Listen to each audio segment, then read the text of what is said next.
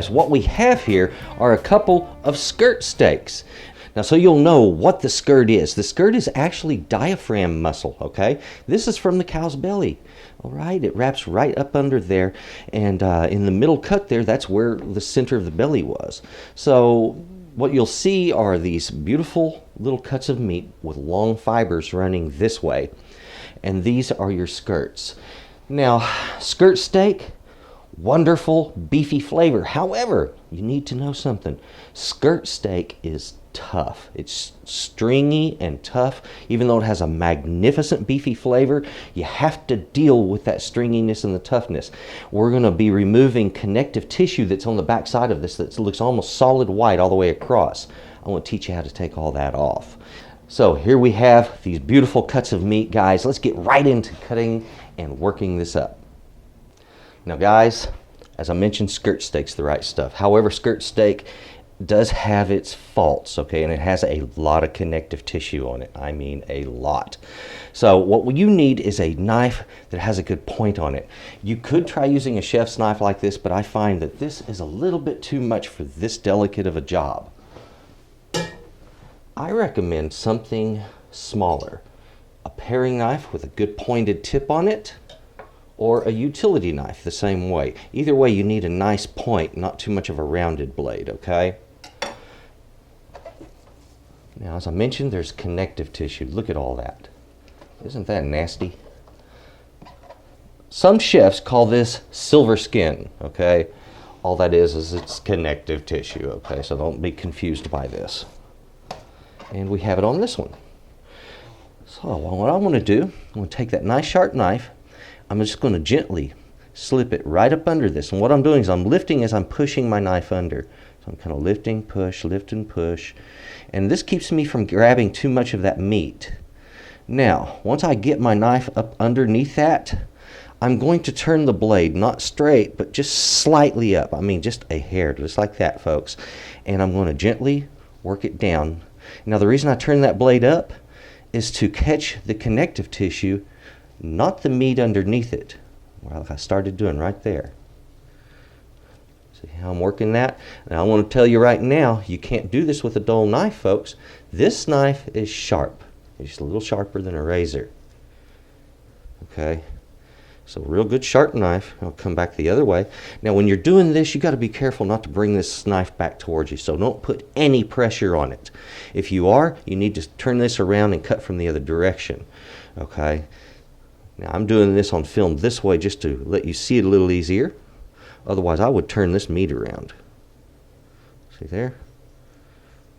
Now it's coming right off. Now I want to forewarn you. There's a lot of cuts that have silver skin on them, or this connective tissue. And a lot of chefs will grab it on the corner like you would do on the back of a set of ribs and just strip it off of there. If you try doing that on a skirt steak like this, it's not going to work, okay? What it's going to do is it's going to tear these gentle fibers apart. You can see how they're separating now. I could push my finger through the center of this because it's that delicate, okay? I said it was stringy earlier. It is. It's stringy and delicate. Each of the meat fibers will separate from one another quickly and easily, but they're tough, okay? So now here I'm just going to remove a little of that fat, not much, just a tiny bit. I want to keep these bands of fat that run in between, and they run deep, so don't try removing those, okay? But when you have lengthwise surface fat like that, you can take that out if you wish. And sometimes underneath it there is a little bit of that same connective tissue, like right there. Okay? The reason I want to leave some of my fat, I want this steak to have a good beefy flavor, and part of beefy flavor is the fat that renders through it, that tallow. And so you'll know tallow is a word that means beef fat. There's a few surface spots on this. This side will have a thin membrane on it. Don't worry about that. Don't obsess over this little bitty thin membrane on the top side of it, because A, it'll drive you nuts trying to get it off there, and B, it doesn't really remain tough when cooked. Okay, see what I mean by in between the fibers where that fat is, how they separate? Look at that. It's ready to come apart.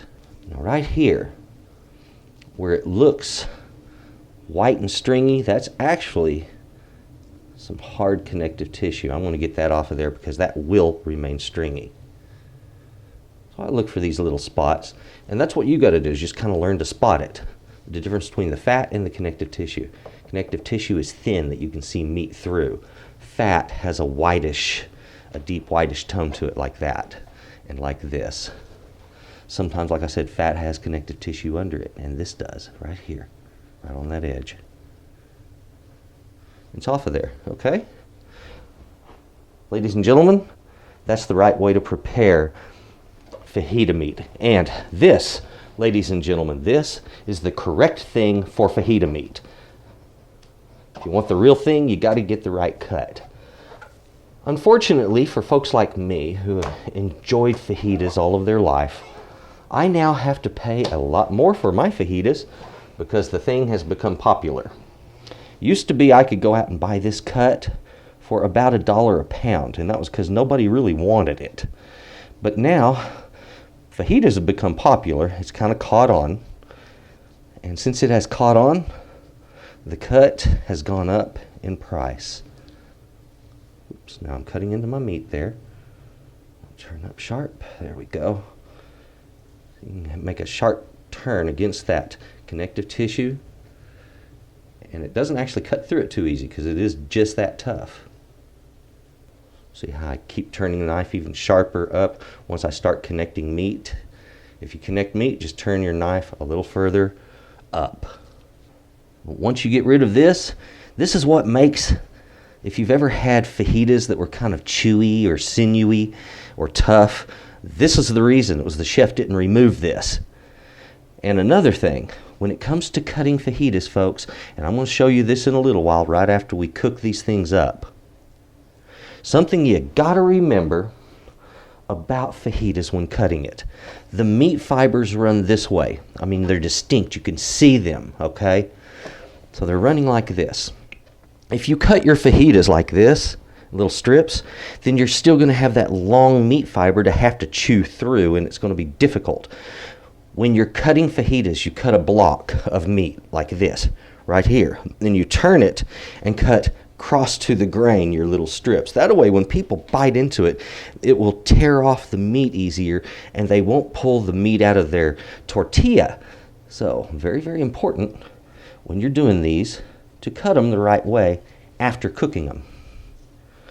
I can't tell you how frustrated I get when I go to a Mexican restaurant and I order fajitas and I get a plate of fajitas that were cut wrong.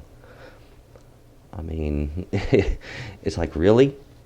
You're supposed to be a chef back there and you're doing your meat like that? That's quite irritating. You see how when I get some of that, I just keep chasing it down. There we go. So far, I haven't really removed any red meat.